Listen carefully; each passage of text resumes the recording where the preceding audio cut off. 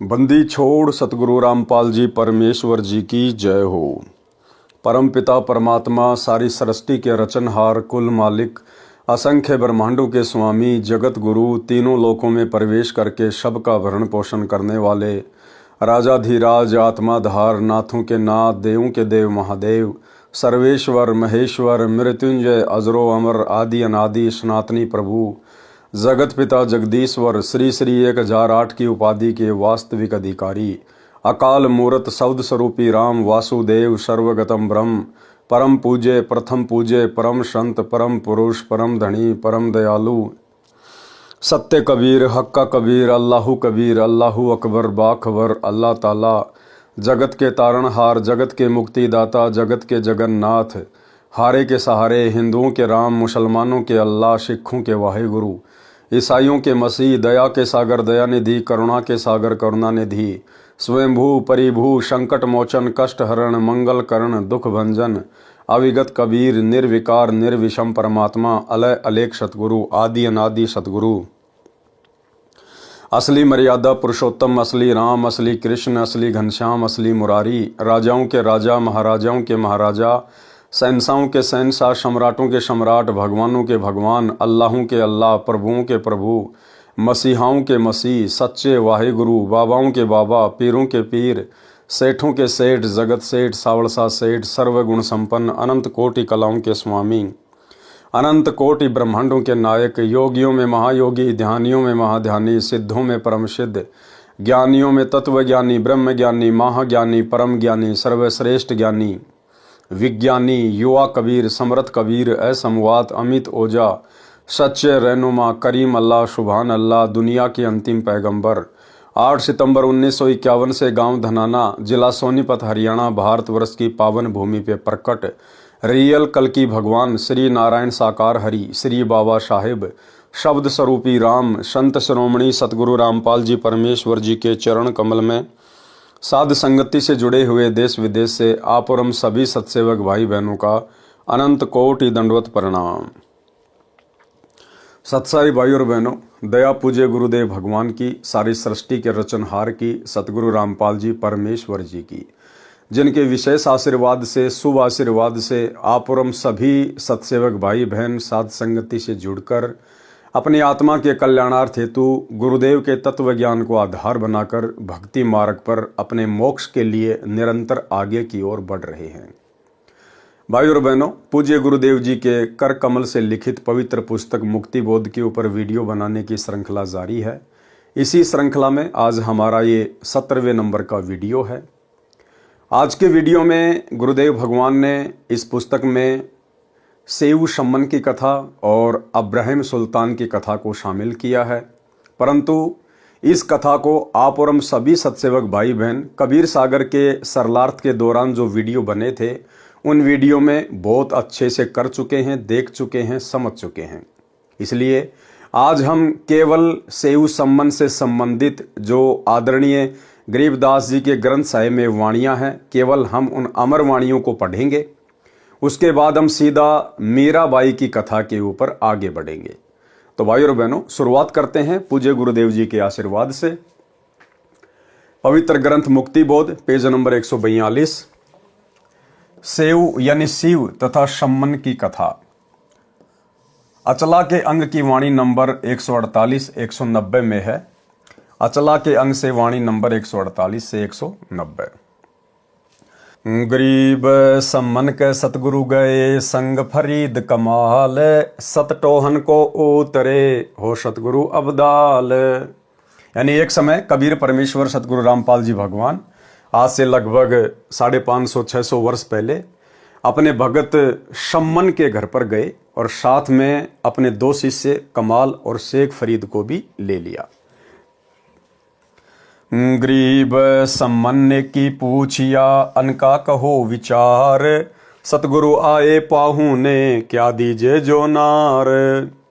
अब जैसे घर पर अपने गुरुदेव भगवान को देखा, खुशी का कोई ठिकाना नहीं रहा और उसके बाद में सम्मन ने अपनी पत्नी नेकी से जाकर पूछा कि गुरुदेव भगवान घर पर आए हैं, भोजन भंडारे की क्या व्यवस्था है। गरीब नेकी सम्मन से कहे अन्ना ही घर मोरी, सतगुरु के प्रसाद को घर लाओ कोई फोरी। अब नेकी ने कहा कि भाई गुरुदेव भगवान के भोजन के लिए, उनको भोग लगाने के लिए घर में तो अनाज का दाना भी नहीं है, और ऐसा करो आप किसी का घर फोड़ के, यानी जैसे तैसे करके आप गुरुदेव भगवान के लिए अन्न लेके आओ। अगर परमात्मा इस नगर से भूखे चले गए तो सत्यानाश हो जाएगा। गरीब मांग्या मिले ना कर्ज दे, आन बनी बहु भीर, कहीं नेकी क्या कीजिए ल्या धरे तुम्हारा चीर। अब नेकी ने कहा कि ना तो कोई हमारे को जो है कर्जा दे रहा है, ना हमें कोई मांगने से दे रहा है, ना कोई उधार दे रहा है, तो क्या करें ऐसे में। तो सम्मन ने कहा कि तुम्हारा जो ये चीर है ना, जो तुमने कपड़ा ओढ़ रखा अपने सिर पे, जो चूंदड़ी है, इसको गिरवी रख के आ जा, बाद में छुड़वा लेंगे। और गुरुदेव भगवान के लिए 2-3 सेर आटा ले आ। तो नेकी ने क्या कहा, गरीब धरने लायक चीर कित पाट्या पटल मोही, सम्मन से नेकी कहें चोरी जाओ तो ही। अब नेकी ने कहा कि ये तो जगह जगह से फटा हुआ है, ये तो गिरवी रखने के लायक भी नहीं है। मैं तो गई थी 1-2 के पास में, लेकिन उन्होंने मना कर दिया, कुछ तो ये कहकर कि ये तुम्हारा चीर जो है ये फटा हुआ है। दूसरा ये कि नेकी और सम्मन माता बहनों को चूड़ियाँ पहनाने का कार्य किया करते थे, मणियार का काम। और जब वो चूड़ियाँ पहनाया करते थे तो अपने गुरुदेव भगवान की महिमा किया करते थे कि हमारे गुरुदेव इतने समर्थ हैं, साक्षात परमात्मा आए हुए हैं। सिकंदर लोदी ने गुस्से में आके पंडित रामानंद जी की गर्दन काट दी थी। सिकंदर लोदी के सामने हमारे गुरुदेव ने पंडित जी की गर्दन जोड़ दी थी। हजारों लोगों के सामने हमारे गुरुदेव भगवान ने राजा सिकंदर लोदी के धार्मिक गुरु शेख तकी की बेटी कमाली को जीवित कर दिया। एक कमाल नाम के लड़के को मुर्दा से जीवित कर दिया। तो लोग मजाक बनाने लगे कि तुम्हारे गुरुजी तो इतने समर्थ हैं, तुम इतनी महिमा किया करते थे, भगवान हैं, ऐसे ऐसे चमत्कार कर दिए, फिर आज तुम्हें मांगने की जरूरत क्या पड़ गई। तुम्हारे गुरु तो वैसे ही ना अन्न भर देंगे तुम्हारे घर में। तो लोगों ने दिया नहीं। और दूसरी बात भाई और बहनों, परमात्मा ने बताया कि सतगुरुदेव भगवान ने जानबूझकर उस दिन ऐसी परिस्थितियां पैदा कर दी कि ना तो किसी ने नगर में उनको आटा उधार दिया और ना किसी ने उनका चीर यानी वो कपड़ा गिरवी रखा। उस दिन उनके घर में अनाज का एक दाना विशेष नहीं था। भाई और बहनों, हमने शिक्षा लेनी है।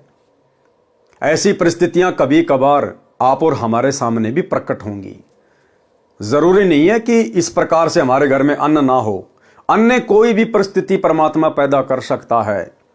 जिस प्रकार गुरुदेव ने जानबूझकर ऐसी परिस्थितियां पैदा करी, लोगों के मन में यह भावना भर दी गुरुदेव भगवान ने कि इनको कुछ नहीं देना, ना अनाज का दाना देना, ना इनका कपड़ा अपने पास में जो है वो गिरवी रखना, क्योंकि परमात्मा ने उनकी परीक्षा लेनी थी। तो जब ये परमात्मा, ये गुरुदेव भगवान अपने भगत की परीक्षा लेता है, और परीक्षा कब लेता है? पहले ज्ञान देता है, पहले अपने विषय में अपनी समर्थता के बारे में बताता है, समझाता है सत्संग कर करके। उसके बाद ये भगत के सील, संतोष, विवेक, दया, अक्षमा इनकी परीक्षा लेता है। तो उस दिन सम्मन के परिवार की परीक्षा थी। भले इनके 64 लाख भगत थे, परमेश्वर ने 64 के 64 लाख की परीक्षा ली, कारण चाहे कुछ भी बनाए हों। और दूसरी तरफ साथ में जो 2 भगत आए थे परमात्मा के, शेख फरीद और कमाल, उनका भी परमात्मा ने भ्रम निवारण करना था। शेख फरीद का जो गुरु था पहले वाला, नकली हुक्का पाड़, उसने एक बार शेख फरीद की फूटी हुई आंख को बिल्कुल नई बना दी। शेख फरीद ने अपने हाथ से आंख निकाल दी थी अपने गुरुदेव को प्रसन्न करने के लिए। तो उसके गुरु ने अपने आशीर्वाद से, क्योंकि वो तपस्वी था, अपनी सिद्धि से उसने शेख फरीद की आंख भी नई बना दी। तो शेख फरीद को भी थोड़ा बहुत ये वहम था कि भाई मेरे गुरु जैसा सिद्धि वाला गुरु नहीं हो सकता। और कमाल जो था उसको अहंकार हो गया था कि मेरे जितनी सेवा गुरुदेव भगवान की संगत में और कोई नहीं कर सकता। तो जब परमात्मा सम्मन के घर आने लगे, उस समय भी कमाल ने कहा कि गुरुदेव अगर मैं आपके साथ नहीं चलूंगा तो आपकी सेवा कौन करेगा। तो परमात्मा ने उन दोनों को भी शिक्षा देनी थी, उनको सबक सिखाना था, और उधर नेकी, सम्मान और सेव की परीक्षा लेनी थी। और वो उदाहरण पेश करके परमात्मा ने वर्तमान में हम पिछली पीढ़ी वाले भक्तों को भी जागरूक करना है कि भैया किसी बात का अहंकार मत करना, घमंड मत करना। अगर कोई लाख, 2 लाख रुपए, 10 लाख रुपए, 1 करोड़ रुपए अगर दान कर रहा है या कोई बहुत बड़ी सेवा कर रहा है तो अपने मन में कोई घमंड मत लेके आना, अहंकार मत लेके आना। तुम्हारे जैसे दानी, तुम्हारे जैसे बलिदानी ना जाने कितने होके जा लिए हैं। उनके जैसी कुर्बानियां तुम वर्तमान में नहीं कर सकते हो, जो कुर्बानियां आज से पहले तुम्हारे भगत भाई बहन दे चुके हैं। तो क्या कहा नेकी ने, गरीब धरने लायक चीर कित, यानी ये गिरवी रखने के लायक कहाँ है कपड़ा, पाट्या पटल मोही, ये तो बीच बीच में से पटा हुआ है। सम्मन नेकी से कहे चोरी लाओ तो ही। अब सम्मन ने नेकी से कहा कि भैया अब तो चोरी करके लेके आना पड़ेगा। गरीब सेऊ माता से कहे चोरी खात्या नाही, माल बिराना मुसहरे जिनके सर बस जाही। अब उनका बेटा 10-12 साल का सेऊ, वो प्रतिदिन अपने माता पिता से सुना करता था, गुरुदेव के सत्संग में भी सुना करता था कि भाई भक्तों ने चोरी नहीं करनी चाहिए, जो चोरी का धन खाते हैं उनका तो सर्वस्व नष्ट होता है। तो जब सेऊ ने इस प्रकार की बात सुनी अपने पिता के मुख से तो तुरंत बोल पड़ा कि माताजी, पिताजी, चोरी करना तो पाप है, गुरुजी भी मना करते हैं, आप भी मुझे प्रतिदिन यही शिक्षा दिया करती थी, फिर आज चोरी क्यों। तो नेकी ने क्या कहा, गरीब माता पुत्र से कहे सुन सेऊ सुर ज्ञान, या में नहीं अकाज है चोरी कर दे दान। अब नेकी ने अपने पुत्र को समझाया कि बेटा आज विशेष परिस्थितियां हैं, बेटा हम अपने लिए चोरी नहीं कर रहे, ना हमने आज से पहले कभी चोरी करी, लेकिन आज हमारे गुरुदेव भगवान घर पर आए हुए हैं, भगत भाई बहन आए हुए हैं, और बेटा यदि आज हमने इनको भोजन नहीं करवाया, भंडारा नहीं करवाया, गुरुदेव को भोग नहीं लगाया, तो बेटा अगर साधु महात्मा जिस नगर से नाराज होके चले जाएं या भूखे चले जाएं तो बेटा उस नगर का सत्यानाश होता है, सर्वनाश होता है। तो हम अपने लिए चोरी नहीं कर रहे, हम तो भूखे रहेंगे, केवल अपने गुरुजी और 2 भक्तों के भोजन जितना ही आटा चोरी करके लाएंगे ताकि ये नगर बसा का बसा रह जाए। गरीब सतगुरु दीन्या बैठना आसन दिए बिछाए, शेख फरीद कमाल को लिए सुतार चढ़ाए। अब सम्मन ने गुरुदेव भगवान के बैठने की व्यवस्था कर दी, आसन लगा दिया, जैसा भी उसके घर में व्यवस्था थी। गरीब शब्द उचारे धुन कर सतगुरु आए आज, सम्मन से नेकी कहें घर में नाही नाज। अब दोनों बड़े चिंतित हो गए और आपस में बातचीत करने लगे कि भाई आज पहली बार तो हमारे भगवान, हमारे परमात्मा गुरुदेव घर पर आए हैं और आज उनको खिलाने के लिए अन्न भी नहीं है। गरीब सुनो शब्द चितलाए कर होनी हो सो होए। अब नेकी ने कहा कि ध्यान से सुनो, जो होगा सो देखा जाएगा, सब विधि काज समारे ही चरण कमल चित पोए। कि भाई जिसने हमें भक्ति दे रखी है, हम जिसकी शरण में हैं, भाई वो ही संभालेगा। हम अपने गुरुदेव भगवान को भोजन अवश्य करवाएंगे, चाहे कुछ भी करना पड़े। गरीब सतगुरु आए पाहू ने मैं मानी करी श्याह, सेऊ माता से कहे सींच बेच धर श्याह। अब आपस में ये बातें परिवार वाले कर ही रहे थे कि भाई सतगुरुदेव पहली बार तो मेहमान बन के हमारे घर पे आए हैं और आज उनके लिए भोग प्रसाद भी नहीं है। तो सेऊ अपनी माता से कह रहा है कि माता चाहे शीश काटना पड़ जाए, चाहे सिर चला जाए हमारा, लेकिन गुरुदेव भगवान के लिए हम भोजन की व्यवस्था अवश्य करेंगे। गरीब सुन रे पुत्र शिरोमणि, नेकी कहे निराठी, सतगुरु आए पाहू ने करो शीश की साटी।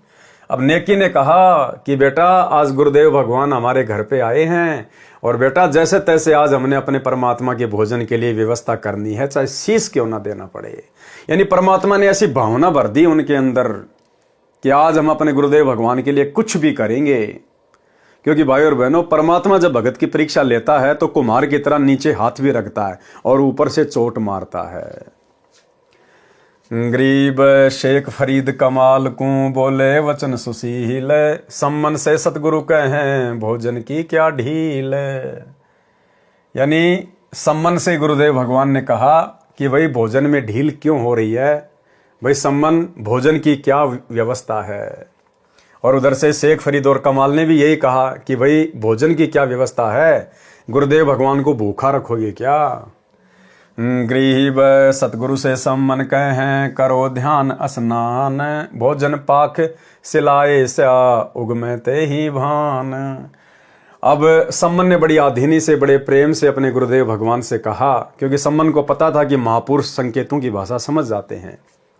तो सम्मन ने हाथ जोड़कर आधीनी से कहा कि हे गुरुदेव भगवान, आप स्नान कीजिए, अपना ध्यान कीजिए, भक्ति भाव कीजिए। और गुरुदेव भगवान, रात्रि काफी हो गई है, जैसे सूर्य उदय होगा उसी समय आपके सामने भोजन प्रस्तुत कर दिया जाएगा। गरीब अर्धरात चोरी चले सेऊ सम्मन साथ, कुंबल दीन्या जाए कर नाज लग्या जहां हाथ। अब पूज्य गुरुदेव भगवान तो विश्राम के लिए अपना चारपाई पर लेट गए। अब आधी रात्रि तीनों ने सलाह की, सम्मन और सेऊ दोनों चोरी करने के लिए घर से निकल पड़े। गरीब कुंबल में सेऊ बड़े लाई बड़ी जू बेर, हम तो फाके ही रहे तुम लाइयो 3 शेर। अब लाला जी की दुकान में सेंध मार दी, सुराग कर लिया चोरी करने के लिए। अब सम्मन ने कहा, क्योंकि सेऊ जबरदस्ती दुकान के अंदर घुस गया, कि पिताजी अगर मुझे पकड़ लिया तो हो सकता है छोटा बच्चा समझ के छोड़ देंगे, आप ना जाओ। तो सेऊ जबरदस्ती अंदर चला गया। पीछे से सम्मन ने कहा कि बेटा हम तो भूखे रह लेंगे, केवल मेहमानों के जितना 3 शेर आटा ही लेके आना, 3 किलो आटा ही लाना, हम तो फाके ही रहे, यानी हम तो भूखे रहेंगे, तुम लाइयो 3 शेर। गरीब 3 शेर अन बांध कर पहली दिया चलाए, पीछे बढ़िया जागिया सेऊ पकड़या आए। अब जैसे ही अपनी पोटली में 3 शेर के आसपास आटा बांध के सेऊ चलने लगा, पीछे से बणिये की आंखें खुल गई शोर शराबे के कारण, और बणिये ने सेऊ को पकड़ लिया। गरीब चोर चोर बणिया कर सेऊ पकड़ी मोन, ठाड्यो काहे बोलिए 3 शेर लिया चोन। अब बणिया ने शोर मचाना शुरू कर दिया, चोर चोर। तो सेऊ ने कहा कि भाई इतना क्यों चिल्ला रहा सेठ जी, खाली 3 किलो ही तो चून लिया है, 3 किलो ही तो आटा लिया है। गरीब बणिये रस्सा गाल कर दिया खंभ से बांधी, सम्मन डेरे ले गया नेकी रोटी छांदी। अब जैसे ही बणिये ने सेऊ को पकड़ा, उससे पहले सेऊ ने छेद में से आटा अपने पिता की तरफ फेंक दिया और कहा कि पिताजी मुझे तो बणिये ने पकड़ लिया है, आप जल्दी घर पे जाओ और सतगुरु भगवान को भोजन बना के भोग लगाओ। गरीब कर लिया एक हाथ में उल्टे चले समन, सेऊ टुक बतलाए ले सुना पर्या भवन। अब घर पे गए तो नेकी ने कहा कि बेटा कहाँ है, तो सम्मन ने सारी घटना बता दी। तो नेकी ने कहा कि ऐसे तो बात बिगड़ जाएगी, उस बणिये के संपर्क तो राजा के साथ में है और कल को भी गुरुदेव भगवान की बेइज्जती होगी, हो सकता है गुरुदेव भगवान को जेल करवा दे, कैद करवा दें। हम भोजन तो गुरुदेव भगवान को करवा नहीं पाए और उल्टा गुरुदेव भगवान को सजा और हो जाएगी। तो आप ऐसा करो, ये कर्द लेके जाओ, छुर्रा लेके जाओ और बेटे की गर्दन काट के लेके आ जाओ। अब भाई और बहनों, जब परमात्मा ने कोई उदाहरण पेश करना होता है, कोई लीला करता है, तो परमात्मा अपनी आत्माओं में इसी प्रकार से प्रेरणा भर देता है। वो आत्मा फिर कोई भी कुर्बानी देने से पीछे नहीं हटती है। तो नेकी ने कहा कि ये कर्द लेके जाओ और सेऊ की गर्दन काट के ले आओ। तो लेके कर्द हाथ में सम्मन चल दिया और वहां जाकर उच्च छिद्र में से आवाज लगाई कि बेटा सेऊ, मैं तेरे से 2 बात करना चाहता हूं, एक बार तू अपने गर्दन छेद से बाहर निकाल ले। गरीब बनिया से सेऊ कह बाहर हमरा बाप, झूठी साक न बोल हूँ शीश चढ़त मोई पाप। अब उधर से परमात्मा ने सेऊ के मन में भी वही भावना भर दी कि आज मेरा बाप मेरी गर्दन काट के ले जाए, नहीं तो भाई गुरुजी की बदनामी होगी। तो बनिए से सेऊ ने कहा कि सेठ जी मेरा रस्सा थोड़ा सा ढीला कर दो, बाहर मेरे पिताजी खड़े हैं, मैं उनसे दो बात करना चाहता हूँ। मैं आपसे झूठ नहीं बोल रहा, मुझे मेरे परमात्मा की सौगंध है, झूठी साख न बोले हूँ शीश चढ़त मोई पाप, कि हम भगत हैं, हम झूठ नहीं बोलते, नहीं तो हमारे पाप चढ़ेगा। गरीब खंबा से पग बांध दे बाहर काटो शीस, दोए बात बतलाए लो साखी है जगदीश। सेव ने कहा कि यदि आपको मेरे ऊपर विश्वास नहीं है, पहली बात तो हम भगत हैं, हम भगेंगे नहीं क्योंकि हमने चोरी नहीं करी है। फिर भी अगर आपको विश्वास नहीं है सेठ जी, तो आप मेरा जो रस्सा है इसको खंबे से बांध दो, थोड़ा ढीला कर दो, ताकि मैं अपने पिता से दो बातें कर सकूं। मुझे परमात्मा की सौगंध है, मैं भागूंगा नहीं। गरीब पिता शीस सिर काट ले सन्मुख करद चलाए, ताक बीच धर दीजियो बणिए पकड़े पाए। अब परमात्मा ने सेऊ के मन में भी वही प्रेरणा भर दी, और सेऊ ने छिद्र में से शीस निकालकर अपने पिता से कहा कि पिता आप मेरा शीस काट के ले जाओ, नहीं तो गुरुजी की बदनामी हो जाएगी। अगर आप मेरे बाप हो तो मेरा शीस काट लो। गरीब सम्मन करद चलाई या सन्मुख काट्या शीस, काटत ही कस क्या नहीं दृढ़ है विश्व बीस। अब इतना कहते ही सम्मन के मन में और जोश उत्पन्न हो गया, और अपने पुत्र का उसने सिर काट लिया। बिल्कुल भी नहीं कसक्या, यानी जरा भी विचलित नहीं हुआ, और बिल्कुल ऐसा रहा दृढ़।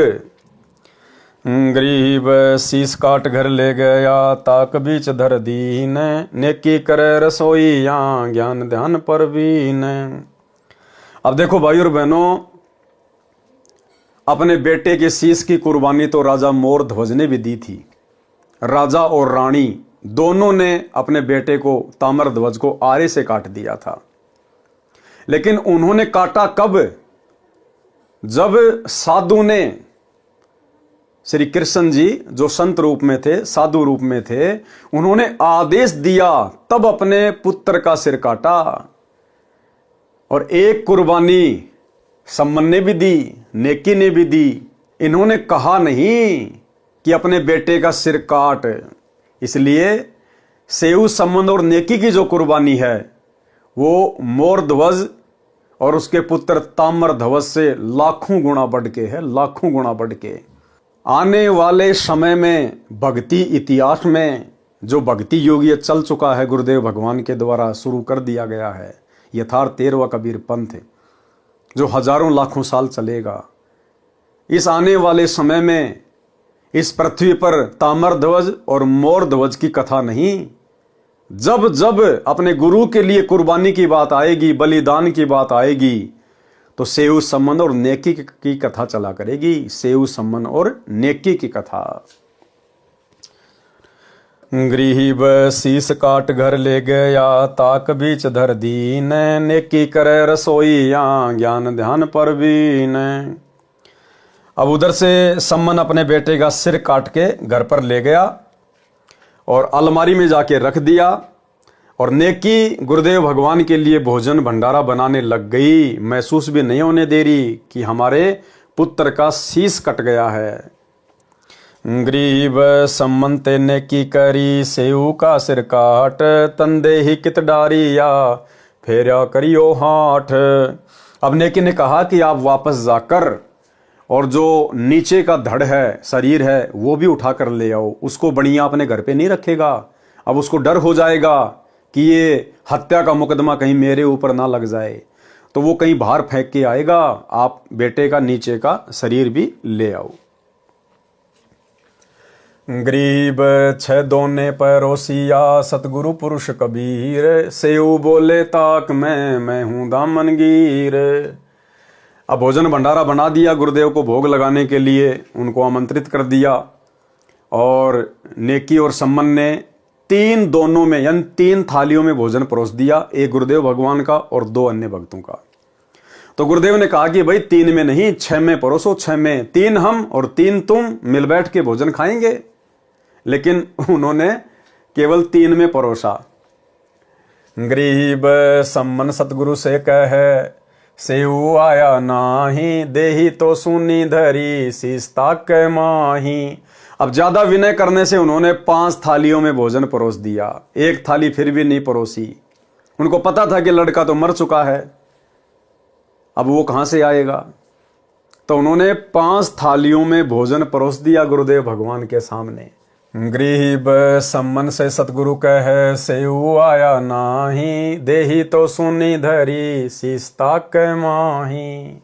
अब ज्यादा विनय आग्रह करने से उन्होंने 6 दोनों में भोजन परोस दिया, 6 थालियों में, क्योंकि गुरुदेव भगवान ने कहा कि भैया 6 में परोसो, 6 में। और उसके बाद जब 6 थालियों में भोजन परोस दिया गया, सब बैठ गए, तो गुरुदेव भगवान ने सम्मन से कहा कि सेऊ क्यों नहीं आया, सेऊ कहां चला गया। गरीब सम्मन से सतगुरु कहें, सेऊ आया नाही, देही तो सुनी धरी, सीसता के माही। अब सम्मन क्या जवाब दे। सम्मन ने देखा कि भैया उसका सिर तो अलमारी में रखा है, शरीर उसका अलग पड़ा हुआ है। तो सम्मन ने कहा कि गुरुदेव बच्चा है, कहीं खेलने गया होगा, आ जाएगा थोड़ी बहुत देर में। इतने में सतगुरुदेव भगवान ने फिर क्या कहा परमात्मा ने, गरीब आओ सेऊ जीम ल्यो, यो प्रसाद प्रेम, शीस कटत है चोरों के, साधुओं के नित अक्षेम। अब जानी जान परमात्मा सर्व सृष्टि के मालिक, ये किसी के शीस लेते थोड़ी हैं, ये तो शीस देते हैं, ये तो दानी है। गुरु समान दाता नहीं, याचक शिष्य समान, 3 लोक की संपदा, सो गुरु दीनी दान। ये तो मुर्दों को जीवित करते हैं।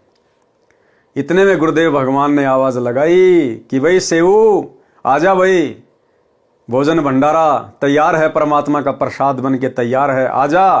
और बेटा सिर तो चोरों के कटते हैं, भक्तों के नहीं कटते, क्योंकि भक्तों का मकसद चोरी करने का नहीं होता है। तो जैसे ही गुरुदेव भगवान ने आवाज लगाई, वो कटा हुआ शीस धड़ के ऊपर लगकर और सेऊ बनकर और पंक्ति में आके बैठ गया भोजन करने के लिए। गरीब आओ सेऊ जीम लो, यो प्रसाद पर मैं, शीस कटत हैं चोरों के, साधुओं के नित अक्षेम। गरीब सेऊ धड़ पर शीस चढ़ा, बैठे पंगत माही, नहीं गरेरा नाड़ी के, वो सेऊ अकनाही। अब गुरुदेव भगवान का तो केवल इतना कहना ही था, संकेत मात्र से तुरंत सेऊ जीवित होकर और लाइन में आके बैठ गया पंगत में भोजन के लिए। और नेकी और सम्मन देख रहे हैं उसकी गर्दन के हाथ लगा लगा के, नहीं गरेरा नाड़ी के, गरेरा यानी निशान, नाड़ी यानी गर्दन के, वो सेऊ अकनाही, कि ये हमारा ही बेटा है या कोई और है। उसकी गर्दन को देख रहे चारों तरफ से। गरीब सम्मन से सतगुरु कहें, नेकी मन आनंद, शीस कटे घर में धैर्या, माता पिता धन धन्य। कि भाई धन्य है ऐसे माता पिता जिन्होंने अपने हाथों से अपने बच्चे का शीस काट दिया और उसके बाद भी सतगुरु के लिए भोजन तैयार कर रही है और महसूस नहीं होने दे रही। भाई धन्य है ऐसे भगत। गरीब सतगुरु से सम्मन कहे, सुनो फरीद गल, इब कह सतगुरु आए सी, देसी शीस पहल। अब देखो भाई और बहनों, बलिदान बलिदान में अंतर है। ऐसी बात नहीं है कि आज आत्मा इस प्रकार का बलिदान नहीं कर सकती, इससे भी बढ़ चढ़ के बलिदान आज दे सकते हैं भगत। क्यों? क्योंकि आज हमें समर्थ की समर्थता का पता चल गया, आज हमें गुरुदेव भगवान का पता चल गया, आज हमें गुरुदेव भगवान ने मूल ज्ञान दे दिया, भक्ति मार्ग का पूरा कोर्स दे दिया। तो कोई निर्भाग्य आत्मा होगी जो पीछे हटेगी सतगुरु के कहने से। अन्यथा आज वर्तमान में अपना शीश देने से, कितनी भी बड़ी से बड़ी कुर्बानी देने से कोई भगत पीछे नहीं हटेगा। लेकिन भाई और बहनों, जो कुर्बानी, जो बलिदानी उस समय सेऊ सम्मन और नेकी ने की, आज हम उसकी बराबरी नहीं कर सकते। चाहे कितना ही कुछ कर दें हम, लेकिन उन आत्माओं की बराबरी नहीं हो सकती। क्योंकि आज यदि हम शीश देंगे भी, तो आज तो हमें पता है, अंदर से विश्वास है कि अगर शीश काट भी दिया तो गुरुजी जीवित कर देंगे, गुरुजी भगवान हैं। लेकिन जिस समय सम्मन ने अपनी पत्नी नेकी के कहने से अपने बेटे का सिर काटा सेऊ का, उस समय भाई और बहनों उनको विश्वास नहीं था इस बात का, और ना उन्होंने ये सोचकर अपने बेटे का शीश काटा था कि गुरुजी बाद में जोड़ देंगे। तो वो जो कुर्बानी थी वो असली कुर्बानी थी। वैसी कुर्बानी आज आप और हम भाई बहन नहीं दे सकते। गृही व सतगुरु से सम्मन कहें सुनो फरीद गल, इब के सतगुरु आए सी देसी शीस पहल। गृही व सतगुरु से नेकी कहे सुनो फरीद बात, आदि भक्ति कमाई या रहे पिता पुत्र नहीं साथ। कि हमने तो आदि कुर्बानी दी है, जबकि दोनों बाप बेटों ने अपना शीश दे देना चाहिए था। गृही व बोह करी कुंवारता, पलकों चोर डुराए, सम्मन से नेकी कहें दो अपना शीश चढ़ाए। अब नेकी ने क्या कहा कि हे परमात्मा, अगर हमारा अगर बस चलता तो परमात्मा अपनी बाहों से आपकी थाली पकड़ के आरती उतारती। और जो पलकों के बाल है ना, ये पलकों के बाल, परमात्मा इससे मैं आपके ऊपर जो है वो चवर करती। एक तो हम भाई बहन वो चवर हाथ में लेके करते हैं, और नेकी ने कहा कि परमात्मा आपके लिए तो मैं अपनी पलकों का चवर बना के, यानी अपनी जो ये पलकें जो बोहे हैं इनके बाल उखाड़ उखाड़ के, और मैं इनका जो है वो चवर बना के परमात्मा मैं आपकी सेवा करूं अगर मुझे मौका मिले तो। गरीब बोह करी कुंवारता, पलकों चोर ढुराए, सम्मन से नेकी कहें दो अपना शीश चढ़ाए।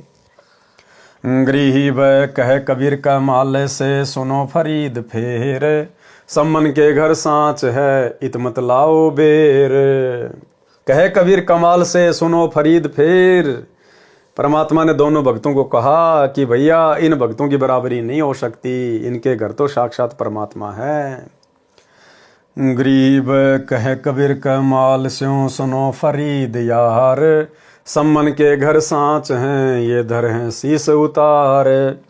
गरीब कहे कबीर कमाल से सुनो फरीदा बात, सम्मन के घर सांच हैं शीश चढ़े स्यों गात।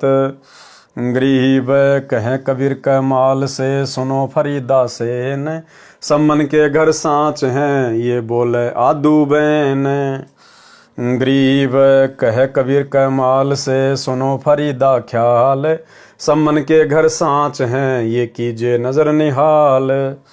गरीब जेते अंबर तारिया तेते अवगुण मोही, दड़सूली सिर ताक में सतगुरु तो नहीं बिसरो तो ही। गरीब 56 भोग करे धैणी भय सम्मन के ठाट, कहें कबीर कमाल से चलो फरीदा बाट। अब इस घटना के बाद में भाई और बहनों जो कुर्बानी जो बलिदान उस भगत परिवार ने दिया अपने गुरुदेव की इज्जत के लिए, परीक्षा में सफल हुए, पास हुए, तो गुरुदेव भगवान ने उस भगत परिवार को एक नंबर का धनी बना दिया, सेठ बना दिया। जिनके घर में खाने को अन्न नहीं था आज वो 56 भोग खा रहे हैं। तो भाई और बहनों, क्या वो सम्मन का परिवार कभी जिंदगी में ये सोच सकता था कि तुम इस नगर के एक नंबर के सेठ बन जाओगे, जबकि वो तो एक नंबर के गरीब आदमी थे, कभी सौपन में भी नहीं सोच सकते थे। लेकिन ये सतगुरु इतना समर्थ है, ये चाहे तो राजा को रंक और रंक को राजा 1 सेकंड में बना दे। मौला जल से थल करे, थल से जल कर देत, और साहिब तेरी साहिबी श्याम कहूं के श्वेत। ये परमात्मा 1 सेकंड में पूरी दुनिया नष्ट कर दे और 1 सेकंड में वैसा का वैसा बना दे, किसी को पता भी नहीं चले कि क्या हो गया था। तो भाई और बहनों, ठीक इसी प्रकार हम भगत भाई बहन वर्तमान में चाहे कितने गरीब हैं, कितने निर्धन हैं, ये हमारा प्रारब्ध है। और कुछ एक भगत भाई बहनों को परमात्मा जानबूझ कर भी ऐसी स्थिति में रखता है भक्ति करवाने के लिए। यदि उसके भाग्य में राजशाही ठाठ बाट भी थे तो गुरुदेव भगवान ने उसकी आत्मा के कल्याण के लिए उनको कैंसिल कर दिया और एक नॉर्मल स्थिति में उस भगत परिवार को रखे हुए हैं। तो पहली बात तो हमारे मन में कभी ये आना नहीं चाहिए कि हम राजा बने, हम सेठ बने, हमारे ठाठ बाट हों। दूसरी बात, ये परमात्मा के हाथ में है। भगत ने कभी ये सोचना भी नहीं चाहिए कि मैं इतना गरीब हूं, मैं ऐसा हूं, मैं वैसा हूं। ये सतगुरु के हाथ में है। हमें जो कर्म, भक्ति कर्म जो गुरुदेव ने दे दिया, हम केवल अपना तन मन धन लगाकर उस पर चलें। मर्यादा में रहकर गुरुदेव की आजीवन अंतिम श्वास तक भक्ति करने का संकल्प करें। बाकी काम परमात्मा का है। आज आप चाहे कितने गरीब हैं, कितने निर्धन हैं, टाइम पे आपको दो टूक भी नहीं है, लेकिन अपने मन में ये कभी विचार मत लेके आना कि मेरे जैसा गरीब आदमी धनी कैसे बन सकता है, मेरे को परमात्मा कैसे पैसा वाला बनाएंगे। नहीं, क्या सेऊ सम्मन नेकी ने जो इतने गरीब थे, शायद उस नगर में और कोई नहीं होगा, क्या उन्होंने कभी सोचा था कि हम इस नगर के एक नंबर के सेठ बन जाएंगे? लेकिन बनाने वाला जगत सेठ हमारे साथ में है। सेठों को सेठ बनाने वाला, राजाओं को राजे देने वाला, ये कबीर सेठ सतगुरु रामपाल जी भगवान हमारे साथ में है। सतगुरु जो चावे सो करही, 14 कोटि दूत यम डरही, ऊत भूत जम त्रास निवारे, चित्रगुप्त के कागज फाड़े। अगर चित्रगुप्त के कागजों में हम गरीब हैं, निर्धन हैं, ये परमात्मा फाड़ देगा, उसमें लिख देगा एक नंबर का सेठ, एक नंबर का धनी। कहने का मतलब है, आप और हम भगत भाई बहनों ने, आज हम चाहे कितने निर्धन क्यों ना हैं, हमने अपनी तरफ से धनी बनने की गुरुदेव से अर्ज नहीं करनी, अरदास नहीं करनी। परमात्मा कहते हैं, जो राखूं त्यों ही रहूं, हमरा के चारा, खाने जाद खरीद हूं गुलाम तुम्हारा। यदि परमेश्वर हमारी किसी भक्ति क्रिया से प्रसन्न होकर अपनी मर्जी अनुसार, वे चाहे हमें सेठ बनाना चाहें, चाहे राजा बनाना चाहें, वो उनकी मर्जी, उनका प्रसाद हमें स्वीकारी होगा। लेकिन अपनी तरफ से हमने ऐसी कोशिश नहीं करनी है, क्योंकि भक्ति सफल उसी समय होती है जब हम एक नॉर्मल वे में रहेंगे। परमात्मा ने हमें अच्छे से बड़े बड़े राजाओं का उदाहरण दिया है। अब्राहिम सुल्तान अधम, उसके जैसे ठाठ बाट देवताओं के भी नहीं। परमात्मा ने भक्ति करवाने के लिए उसको भी राज्य विहीन किया। बाजीद, उसमें भी परमात्मा ने वैराग्य उत्पन्न किया, आलीशान राजपाट ठोकर मार दी। नरसी भगत 56 करोड़ की संपत्ति भंडारे में लुटा दी। तो भाई और बहनों, ये सब उदाहरण देखकर कि भक्ति मार्ग में ये माया कितनी बाधक है, हमारे भाव नहीं बनने देगी। जो श्रद्धा गुरुदेव के प्रति चाहिए वो नहीं बनने देगी। इसलिए हमने अपनी तरफ से कोई डिमांड गुरुदेव से नहीं करनी है। यदि अपनी तरफ से डिमांड करनी है तो गुरुदेव ने बताया, बेटा एक ही डिमांड करना, भक्ति दान मोहि दीजियो देवन के देवा हो, जन्म पाया भूलूं नहीं करहूं पद सेवा हूं। और साईं इतना दीजिए जिसमें कुटुंब समाए, हम भी भूखे ना रहें साधु ना भूखा जाए। बाकी सब गुरुदेव भगवान के ऊपर छोड़ देना चाहिए। गरीब 56 भोग करे धैणी, भय सम्मन के ठाट, कहें कबीर के माले से चलो फरीदाबाद। गरीब अष्ट सिद्धि 9 निधि आंगण, अंधन दिए अनंत, सेव सम्मन अमर कच्छ नेकी पद बेअंत। यानी परमात्मा ने अष्ट सिद्धि और 9 निधि उनके दरवाजे पे खड़ी कर दी कि बेटा अंधन की तेरे जीवन में कोई कमी नहीं रहेगी। गरीब नेकी सेऊ पारिंग हुए। अब इस घटना के बाद में नेकी और सेऊ यानी माँ बेटे तो पार हो गए। पार होने का मतलब है परमात्मा ने बारंबार उनको मनुष्य जन्म नहीं दिए इस कलयुग की पिछली पीढ़ी तक। असली पार होने का समय तो अब है, वर्तमान समय। तो परमेश्वर ने उन दोनों आत्माओं को किसी सुरक्षित स्थान पर बैठा दिया, स्वर्ग में या फिर मिनी सतलोक में, कि बार बार इनको माँ के गर्भ में नरक में नहीं भेजेंगे। जब कलयुग की पिछली पीढ़ी आएगी डायरेक्ट इनको उसी समय जन्म देंगे। गरीब नेकी से वो पारिंग हुए सतगुरु के प्रताप यानी आशीर्वाद से। सम्मन भये 9 शेर खां जुग जुग संगी साथ। लेकिन सम्मन के मन में उस समय ये भाव उत्पन्न हो गए थे, जरा सा ये उसके मन में आ गया था जब अपने बेटे की उसने गर्दन काटी, कि यदि आज मेरे पास में धन होता, पैसा होता, तो आज मुझे अपने बेटे का सिर नहीं काटना पड़ता। इतना सा बस उसके मन में आया था, इतना सा। सतगुरु तो अंतर्यामी है। अब ये उसकी बहुत बड़ी गलती थी भाई और बहनों, बहुत बड़ी गलती थी उसकी। हमने ऐसी गलतियों से वर्तमान में बचना है। अपने मन में कोई शंका, चाहे हम गरीब हैं, अमीर हैं, लूले हैं, लंगड़े हैं, काले हैं, पीले हैं, ठिगने हैं, लंबे हैं, जैसे भी हैं, लेकिन हमें शुक्र मनाना चाहिए कि हम समर्थ की शरण में हैं, धनी की शरण में हैं। परमात्मा कहते नाम सहित बेवतन भला जो दर दर मांगे भीखा, और क्या हुआ छत्र की छाया चाले और राजपाट दिल्ली का। गुरुदेव कहते हैं इस परमेश्वर कबीर साहिब के नाम के साथ अगर तुझे कोई देश निकाला भी दे दे, तुझे अगर देश की सीमाओं से बाहर निकाल दिया जाए कोई इल्जाम लगाकर, और यदि तुम्हारे पास में गुरु जी का नाम है तो तुम सौभाग्यशाली समझना अपने आप को। अगर इस नाम के साथ अगर तुम्हें भीख भी मांगनी पड़ जाए तो भी अपने आप को सौभाग्यशाली समझना कि तुम्हारे साथ में सतगुरु है, परमात्मा है। क्या हुआ छत्र की छाया चालाई और राजपाट दिल्ली का। ये राजाओं का राज तो 4 दिन का है, उसके बाद तो गधा बनना है। और आज भले तुम गरीबी में जीवन जी रहे हो, लेकिन तुम्हारे साथ सतगुरु है, सतगुरु का नाम है, तुम्हारा तो भविष्य सुंदर है, तुम्हारा भविष्य उज्जवल है। अगला कदम शतलोक में है, सदा सदा का सुख है। गृही व नेकी से उपारिंग हुए सतगुरु के प्रताप, सम्मन भय नौ शेर खां जुग जुग संगी साथ। तो मन में जरा सी भावना आ गई थी कि यदि मेरे पास में धन होता तो बेटा नहीं काटना पड़ता। अब परमात्मा भी परमात्मा भैया, वो अपने भगत की इच्छा रखता नहीं है, जो मर्जी इच्छा पाड़ लो। परमात्मा उसकी भक्ति के प्रतिफल में, उसकी कुर्बानी के प्रतिफल में उसकी हर इच्छा पूरी करेगा। तो सम्मन के मन में जो जरा सा दोष आया था, मन में जो बात आई थी, गुरु जी के प्रति दोष नहीं आया, भक्ति के प्रति दोष नहीं आया। मन में ये आ गया कि अगर आज मेरे पास धन होता, पैसा होता तो बेटा नहीं काटना पड़ता। उसके प्रतिफल में उसके अंदर वो इच्छा रह गई धनी बनने की, और उधर से उसने ऐसी कुर्बानी कर रखी, उसके बदले तो परमात्मा पता नहीं क्या दे दे। तो अगले जन्म में परमात्मा ने उसको 9 शेर खान नाम का बादशाह बना दिया, 1 नंबर का धनी राजा, 80 गंज खजाने जिसके, और सदा परमात्मा उसके साथ में भी रहे। सम्मन भय 9 शेर खां जुग जुग संगी साथ। इस प्रकार ये परमात्मा अपनी आत्माओं के युगों युगों साथ में रहता है। सेऊ सम्मन की कथा। एक समय साहिब कबीर अपने भगत सम्मन के यहां अचानक 2 सेवकों कमाल व शेख फरीद के साथ पहुंच गए। सम्मन के घर कुल 3 प्राणी थे, सम्मन, सम्मन की पत्नी नेकी और सम्मन का पुत्र शिव यानी सेऊ।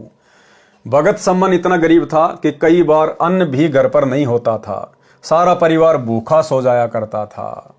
अब देखो भाई और बहनों, कितनी सहनशील आत्माएं थी, कितनी विवेकी आत्माएं थी, गुरु पर कितना विश्वास करते थे।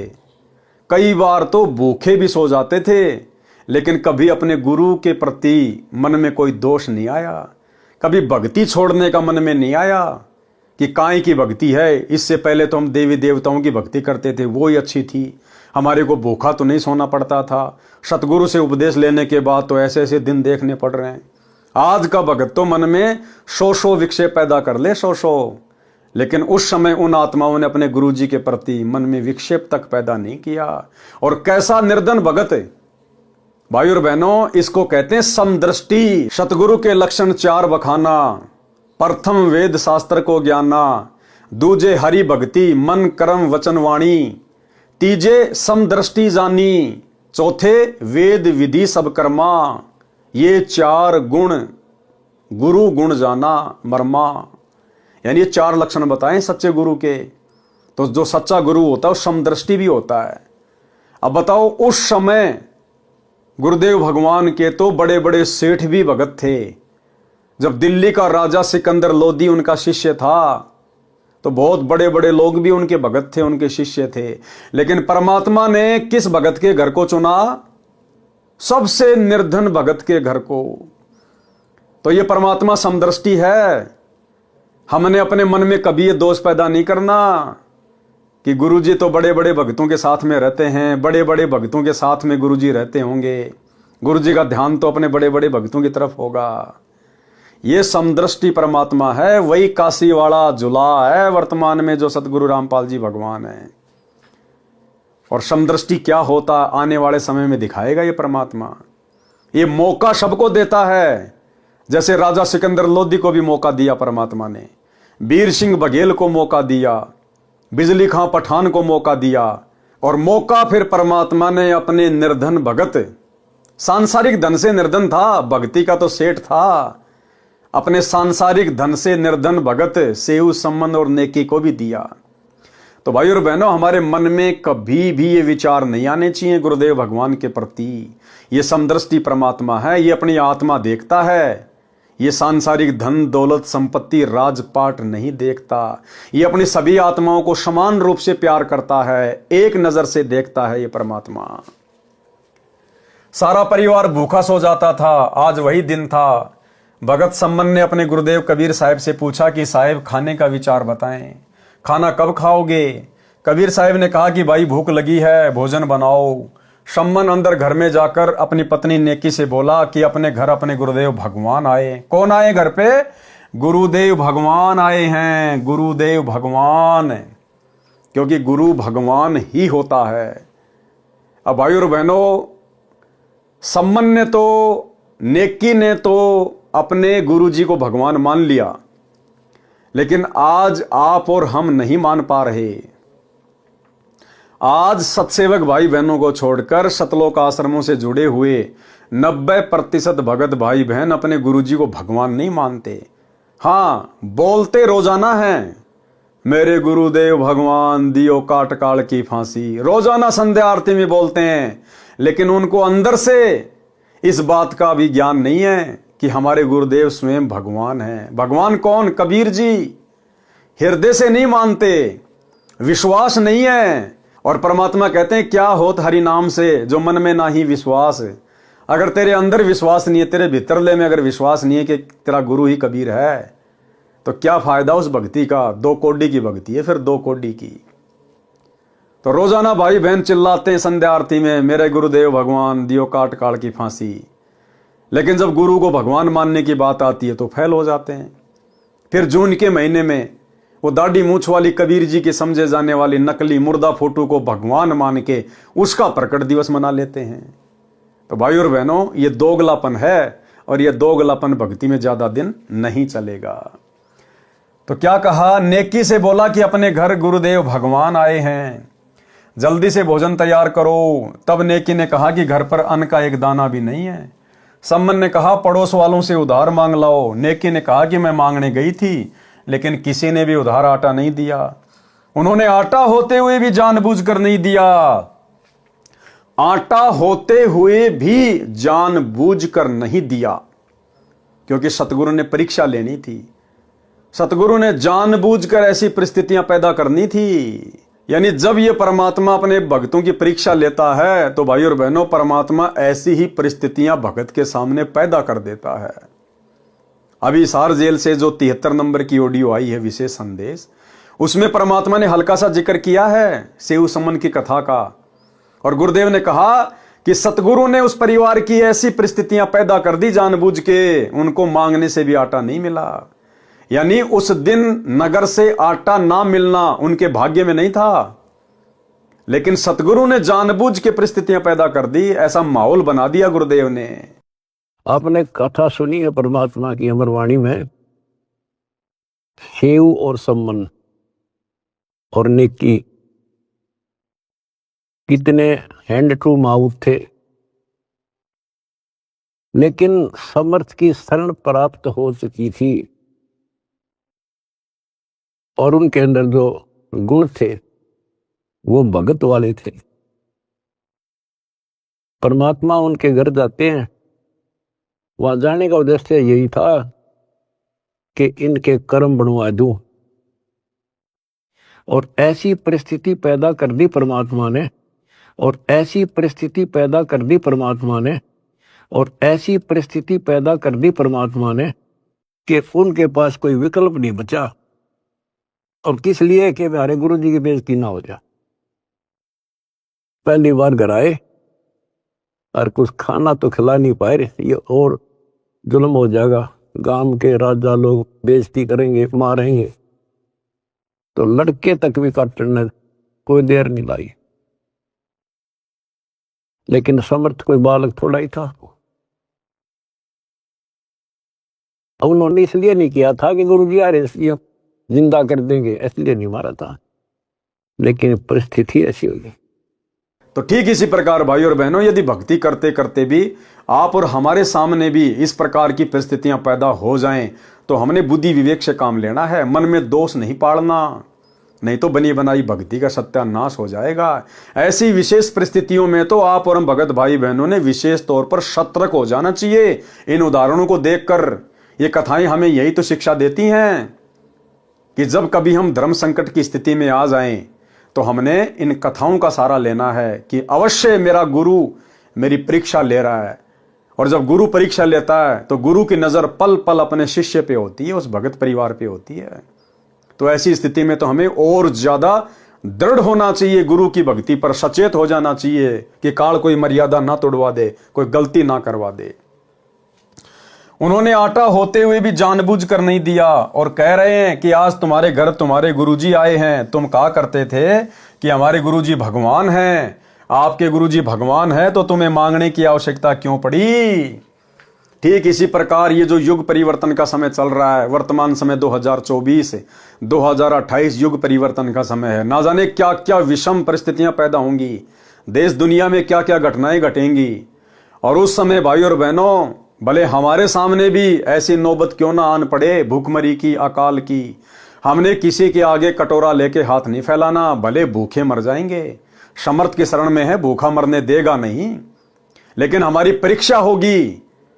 परमात्मा हमारे सामने भी वो परिस्थितियां पैदा कर सकते हैं, उत्पन्न कर सकते हैं। हमने किसी के आगे अन्न धन के लिए हाथ नहीं फैलाने, अगर हाथ फैलाएंगे तो अपने गुरुदेव के दरबार में इन्हीं के चरणों में बैठ के रोएंगे, इन्हीं के आगे हाथ फैलाएंगे, और इनके आगे कोई अनाज के लिए हाथ नहीं फैलाएंगे, नहीं, धन के लिए हाथ नहीं फैलाएंगे, केवल इनकी महिमा करेंगे, इनका गुणगान करेंगे, टाइम पे अपनी भक्ति करेंगे। जिस प्रकार रंका बंका की झोपड़ी जल गई, झोपड़ी जलने के बाद भी उन्होंने झोपड़ी के पास में जो पेड़ था वहां बैठकर परमात्मा की चर्चा करी, झोपड़ी के बारे में चर्चा नहीं करी कि झोपड़ी जल गई क्या होगा, कहां रहेंगे, क्या खाएंगे, कैसे सोएंगे। उन्होंने परमात्मा की महिमा की बैठे बैठे पूरे परिवार ने, और सो गए, सुबह उठे तो नई झोपड़ी बनी हुई थी।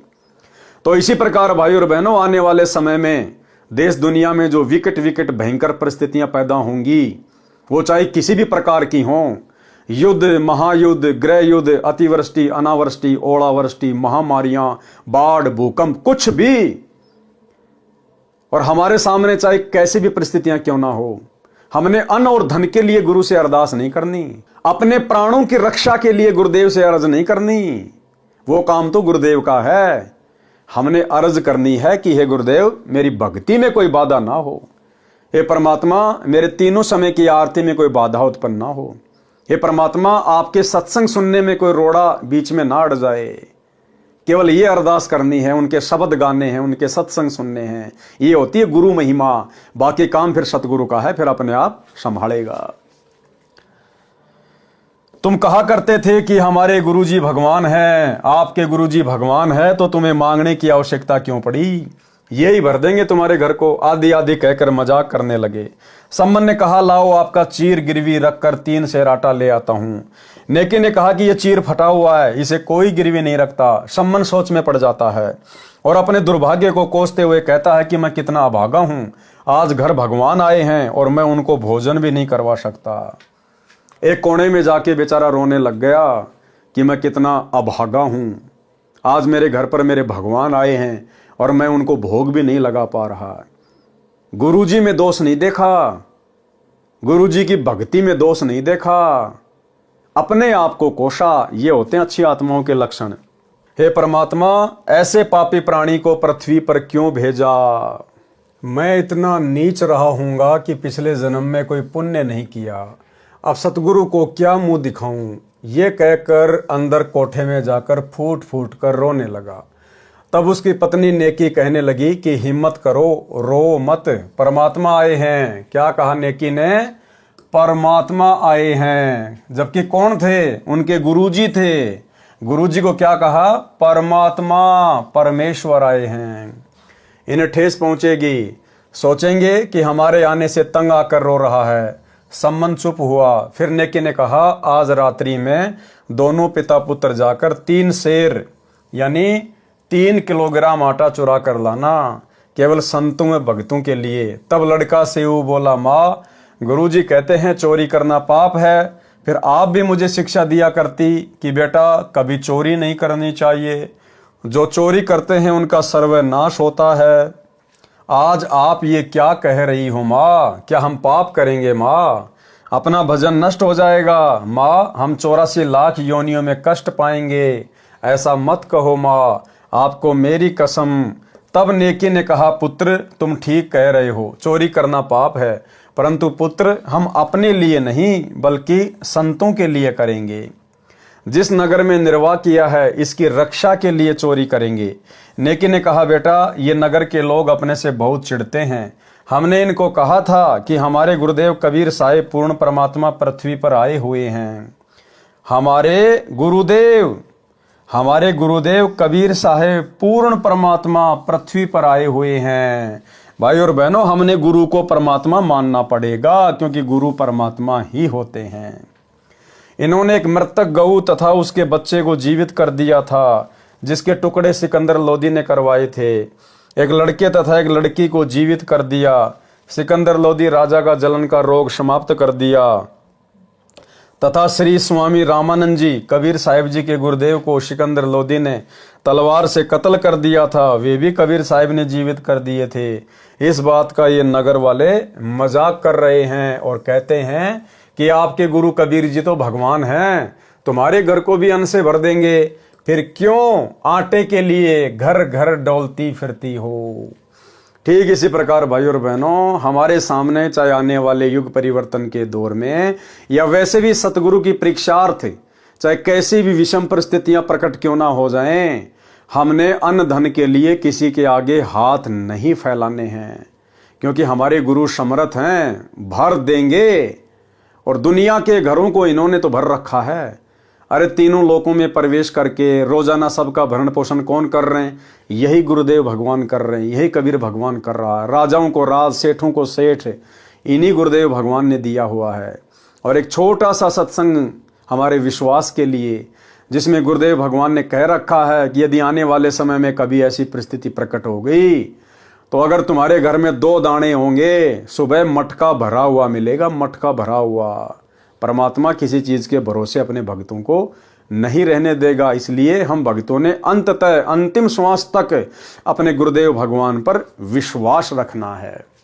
फिर भगवान व्यवस्था करेगा। आपके घर में 2 दाने होंगे, तड़के भरा पाओगा मटका, पिप्पा भरा पाओगा आटे का, इस तरह कर देगा दाता आपके लिए। लेकिन भक्ति करवाने के लिए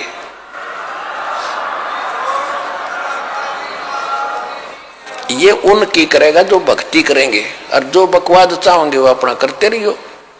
ठीक है, जैसा भक्ति भजन करेंगे उनका लाभ मिल जाएगा, लेकिन वो उसमें से खड़ी रह जाएंगे। बेटा ये नादान प्राणी है, यदि आज साहिब कबीर इस नगरी का अन्न खाए बिना चले गए तो काल भगवान भी इतना नाराज हो जाएगा कि कहीं इस नगरी को समाप्त ना कर दे। हे पुत्र, इस अनर्थ को बचाने के लिए अन्न की चोरी करनी है। हम नहीं खाएंगे, केवल अपने सतगुरु तथा आए भक्तों को प्रसाद बनाकर खिलाएंगे।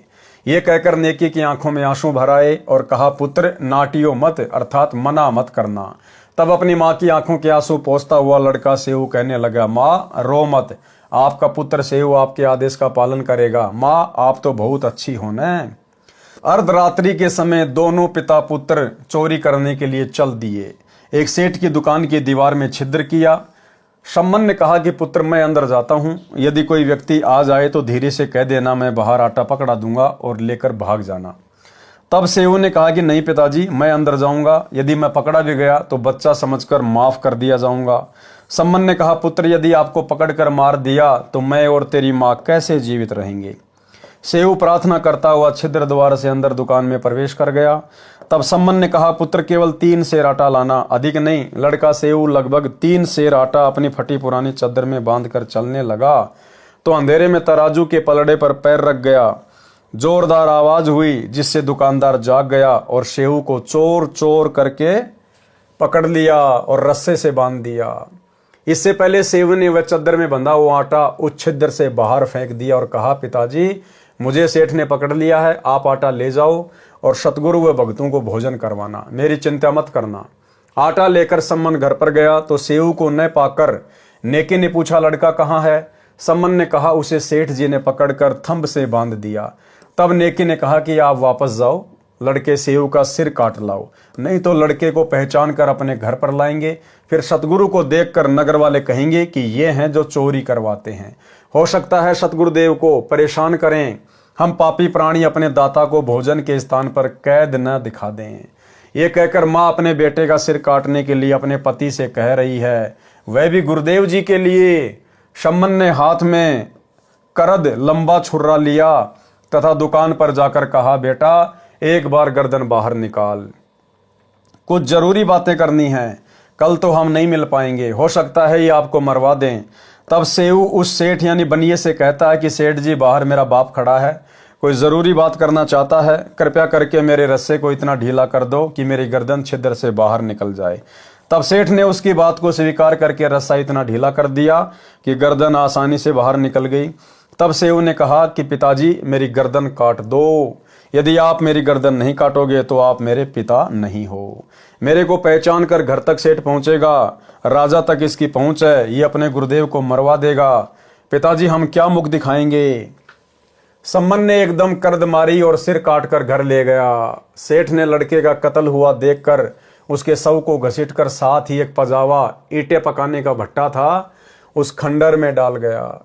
जब नेकी ने सम्मन से कहा कि आप वापस जाओ और लड़के का धड़ भी बाहर मिलेगा, उठा लाओ, तब सम्मन दुकान पर पहुंचा। उस समय तक सेठ ने उस दुकान की दीवार के छिद्र को बंद कर दिया था। सम्मन ने शव की घसीट यानी चिन्हों को देखते हुए शव के पास पहुंचकर उसे उठा लाया, लाकर अंदर कोठे में रखकर ऊपर पुराने कपड़े गुद्दड़ डाल दिए और सिर को अलमारी के ताक यानी एक हिस्से में रखकर खिड़की बंद कर दी। कुछ समय के बाद सूर्य उदय हुआ, नेकी ने स्नान किया, फिर सतगुरु व भक्तों का खाना बनाया, फिर सतगुरु कबीर साहिब जी से भोजन करने की प्रार्थना की। नेकी ने साहिब कबीर व दोनों भगत कमाल तथा शेख फरीद तीनों के सामने आदर के साथ भोजन परोस दिया। साहिब कबीर ने कहा, इसे 6 दोनों में डालकर आप तीनों भी साथ में बैठो, ये प्रेम प्रसाद पाओ। बहुत प्रार्थना करने पर भी साहिब कबीर नहीं माने तो 6 दोनों में प्रसाद परोसा गया। 5 प्रसाद के लिए बैठ गए। तब साहिब कबीर ने कहा, आओ सेऊ जीम लो, ये प्रसाद प्रेम, शीश कटत है चोरों के, साधुओं के नित अक्षेम। साहिब कबीर जी ने कहा कि सेऊ आओ भोजन पाओ, सिर तो चोरों के कटते हैं, संतों भक्तों के नहीं, उनको तो क्षमा होती है, क्योंकि भक्तों का उद्देश्य कोई गलत नहीं होता। साहिब कबीर ने इतना कहा था, उसी समय सेऊ के धड़ पर शीश लग गया। कटे हुए का कोई निशान भी गर्दन पर नहीं था तथा पंगत यानी पंक्ति में बैठकर भोजन करने लगा। गरीब सेऊ धड़ पर शीश चढ़ा, बैठा पंगत माही, नहीं गरेरा गर्दन पर वो सेऊ अकनाही। सम्मन तथा नेकी ने देखा कि गर्दन पर कोई चिन्ह भी नहीं है, लड़का जीवित कैसे हुआ? शंका हुई कि ये वही सेऊ है या कोई और। अंदर जाकर देखा तो वहां शव तथा शीश नहीं था, केवल रक्त के छींटे लगे थे, जो इस पापी मन के संशय को समाप्त करने के लिए प्रमाण बकाया था।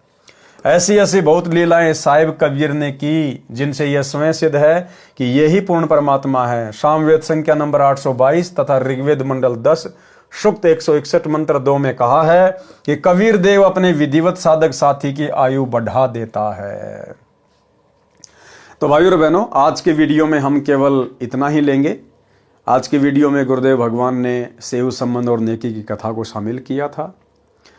इसके आगे राजा अब्राहिम सुल्तान अधम की कथा है। इस कथा को हम पहले कबीर सागर के सरलार्थ में बहुत अच्छे से पढ़ चुके हैं, इसलिए अगला वीडियो सीधा मीराबाई की कथा के ऊपर चलेगा। तब तक गुरुदेव भगवान हम सबको आज्ञा दें, इजाजत दें, आशीर्वाद दें। बंदी छोड़ सतगुरु रामपाल जी भगवान की जय हो।